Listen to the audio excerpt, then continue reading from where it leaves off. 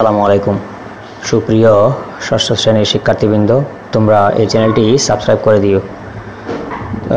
আজকের ভিডিওতে আমরা ষষ্ঠ শ্রেণীর গণিত বিষয়ের সপ্তম অধ্যায় বীজগাণিতিক রাশির জগৎ এই অধ্যায়ের 6 নং নিয়ে আলোচনা করব।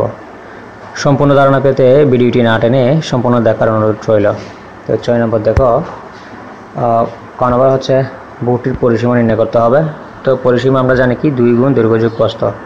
দৈর্ঘ্য হচ্ছে কত x-3, প্রস্থ হচ্ছে 2 মিটার।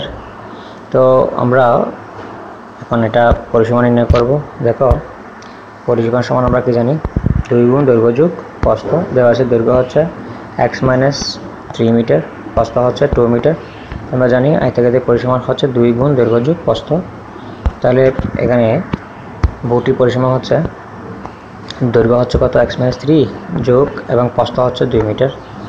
তো দেখো এখানে যদি -3 থেকে 2 চলে যায় তাহলে -1 হয়, আর 2 দিয়ে x করলে 2x এবং 2 দিয়ে 1 করলে -1 2কে 2। এখন আমরা এরপরটা দেখব।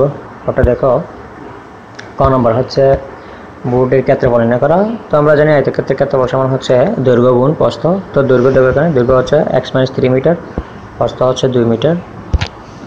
তো আমরা দেখি এখন এটা নির্ণয় করব। আমরা জানি কি আয়তক্ষেত্রের ক্ষেত্রফল সমান দৈর্ঘ্য গুণ প্রস্থ বর্গক।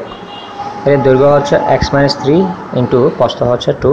তাহলে 2 দিয়ে যদি আমরা গুণ করি, দেখো 2 দিয়ে যদি x গুণ করি 2x হয়, মাইনাস 2 দিয়ে যদি 3 গুণ করি 3 × 6 বর্গক হয়। তো ভিউয়ার্স, পরবর্তী ভিডিওতে আমরা 7 নং নিয়ে আলোচনা করব।